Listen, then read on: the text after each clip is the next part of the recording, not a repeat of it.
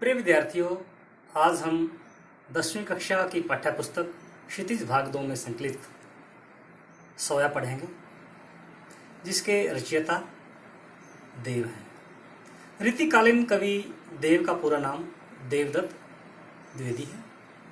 वो एक राज दरबारी कवि हैं जो कि अपने आश्रयदाताओं के लिए लिखते थे। जो देव हैं उनके द्वारा यह रचित सोया, जिसमें कि कृष्ण के बाल रूप का वर्णन किया गया है। कृष्ण का जो राजसी वैभव है, जो राजसी ठाट बाट है, इस सोये में उनका सामंतवादी चित्रण किया गया है। किस प्रकार से श्री कृष्ण एक राजसी ठाट बाट के साथ रहते हैं। उन्होंने सिर पर मुकुट धारण कर रखा है, गले में फूलों की माला धारण कर रखी है, पैरों में जो पाजेब है वह बजती हुई बड़ी ही सुंदर प्रतीत होती है। श्री कृष्ण का जो मुख है वह चंद्रमा के समान चमक रहा है और उसकी चांदनी चारों ओर फैली हुई है। श्री कृष्ण को ब्रजदोला कहा गया है। इस कविता में श्री कृष्ण के बाल रूप का बड़ा ही मनोहरी चित्रण किया है। आइए देखते हैं। सोया पढ़ते हैं। पायनी नुपुर मंजू बजय, कटी किंकणी के धुनी की मधुराई, सांवरे अंग लसै पटपीत हिय हुलसै, बन माल सुहाई, माथे किरीट बड़े दृग चंचल, मंद हसी मुख चंद जुनाई, जय जग मंदिर दीपक सुंदर, श्री ब्रजदुहल देव सहाय। एक बार इनके शब्दार्थ पर ध्यान देंगे। पायनी का अर्थ है पाँव में, नुपुर का अर्थ है पाजेब, मंजू का अर्थ है सुंदर, कटी का अर्थ है कमर, किंकणी का अर्थ है करधनी, लशय का अर्थ है शोभा देता है, पट का अर्थ है वस्त्र, पीत का अर्थ है पीला, हिये का अर्थ है हृदय, हुलसे का अर्थ है आनंदित होना, बनमाल का अर्थ है फूलों की माला, सुहाई का अर्थ है शोभा देना, किरीट का अर्थ है मुकुट, मुखचंद का अर्थ है चंद्र के समान मुख, जुन्हाई का अर्थ है चांदनी। इस सोये में श्री कृष्ण के बाल रूप का वर्णन किया गया है। जो श्री कृष्ण के पाँव में नुपुर बज रहे हैं, श्री कृष्ण के पाँव में सुंदर पाजेब, श्री कृष्ण ने अपने पाँव में सुंदर पाजेब पहनी हुई है। और कवि देव कहते हैं कि श्री कृष्ण ने पाँव में पाजेब पहनी हुई है। जब श्री कृष्ण जी पाजेब पहनकर चलते हैं तो अत्यंत ही मधुर ध्वनि उत्पन्न होती है। उनकी कमर में करधनी है। करधनी का अर्थ है एक प्रकार का आभूषण जो कमर में बांधा जाता है। उनकी कमर में करधनी है जो कि मधुर धुन पैदा करती है।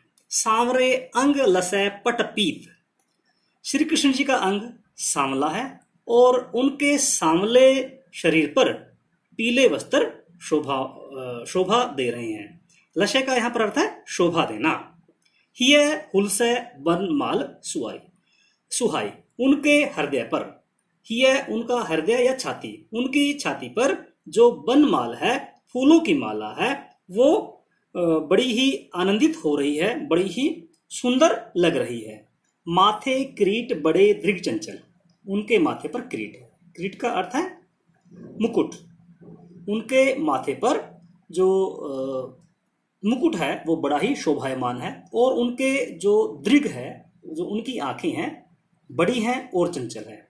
मंद हंसी मुखचंद जुन्हाई, उनके जो उनका मुंह है जो कि चंद्रमा के समान उनका मुख है, उनके मुख पर जो हंसी है, मंद मंद हंसी है, वह हंसी चांदनी के समान प्रतीत हो रही है।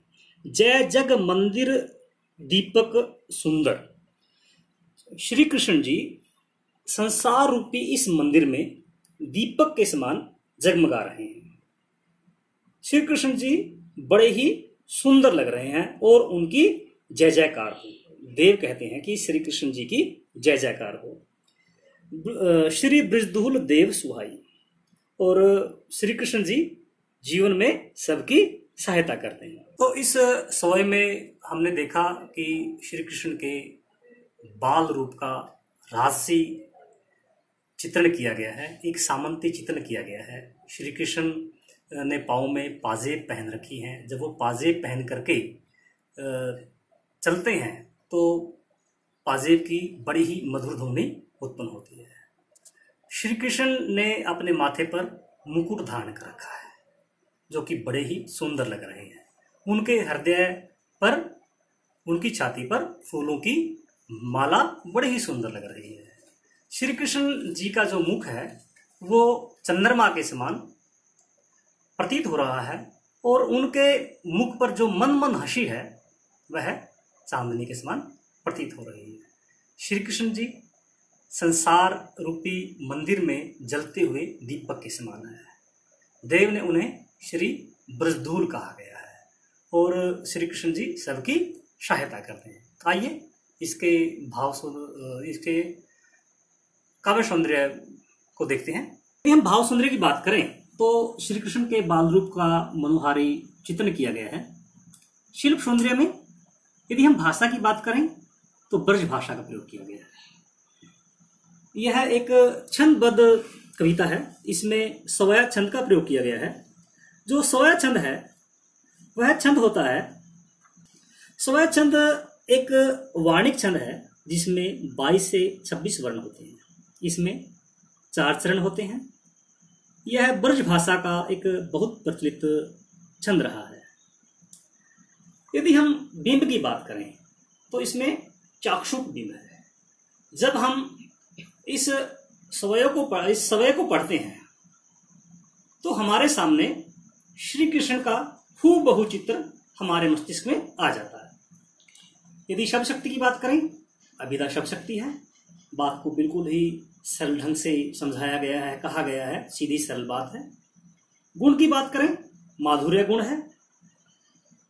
यदि हम रस की बात करें तो इस पद में श्रृंगार रस है क्योंकि श्री कृष्ण के बाल रूप का चित्रण किया गया है।